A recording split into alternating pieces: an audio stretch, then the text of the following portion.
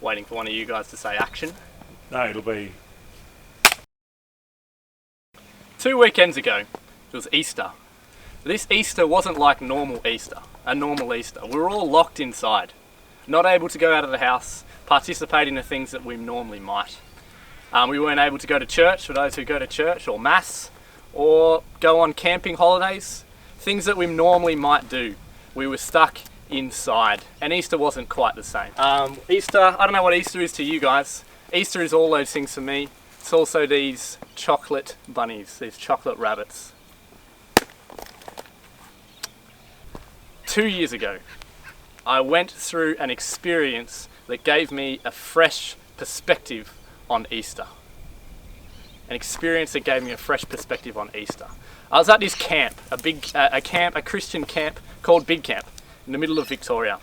And on the first day of that camp, on the Friday, I remember going through like feelings of inadequacy, not feeling good enough. I felt like I wasn't good enough to do this role at school at Gilson here as a chaplain. That maybe I wasn't good enough, I wasn't as good as some other pastors. And also I felt like I was a bit sinful, I was a bit distant from God, a bit deceiving, and not 100% a good person. I was feeling sinful, and that's what sin does. It makes us feel separated from God. And that's kind of how I felt.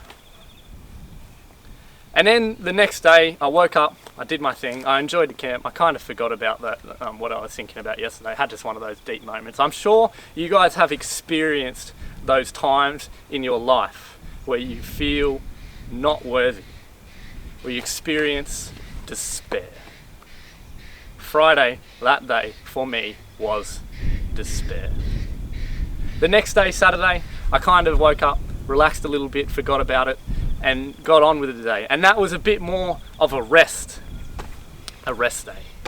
The next day then, I actually got up and I got in my car and I drove back to Melbourne because I was going to a baptism of Nathaniel in Year 12. Shout out to Nathaniel in Year 12. I went to Nathaniel's baptism.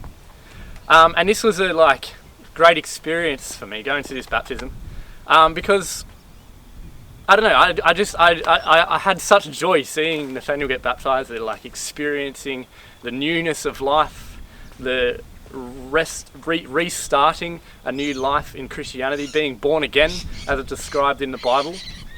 And the preacher was talking about Christ's resurrection because it was a Sunday. And I had this realization, it was like I remember that church service vividly because I had this realization and that everything was okay. That even though I was distant and I wasn't perfect, that God would still use me. That God would still bring me up from this place, this pit, these feelings of unworthiness, and declared me worthy because he rose again. Because he died, because he died and rose again, then I can also not live in that moment of despair, not live in death. And I was driving home, I was driving back to the camp that night, and I was sitting in the car and I just had one of those moments where I was felt like I was slapped across the face. And I realised that this is the journey that they would have gone through at Easter all those years ago when Christ died. Friday, Jesus, the hope for all of humanity, died, was murdered at the cross. All these people, right, put all of their hope in Jesus to overturn Rome and rule the world, and everything was going to be all good. And then he died. He was crucified on a cross in a shameful way. So they would have been devastated, complete despair. And then the next day, they're learning how to live with that. And then the third day, Christ comes out of the tomb, rises again, and all is well. And that experience that I went through was sequentially like that in those days as well, which was pretty cool for me because it's stuck with me now. It's really stuck with me. So this is for all of you who have those feelings of unworthiness, that you're not good enough, that you don't make the cut. That because of Christ you are enough, you are worthy, it's all good. And then when you have that foundation, when you know that you are worthy, then you can be better. You can live your life. You can live your life to that level that you want to live it. So that's where it comes from, like knowing who you are and that you've been made righteous, you've been declared righteous through Christ. During this time as well, it's also a bit like we're kind of going through that right now. For all of us, we're all stuck inside, a bit hopeless, like we're in this tunnel right here. It's a little bit what it's like we're in the tomb. We can't necessarily see the light at the end of the tunnel. I'm talking about the lockdown right now.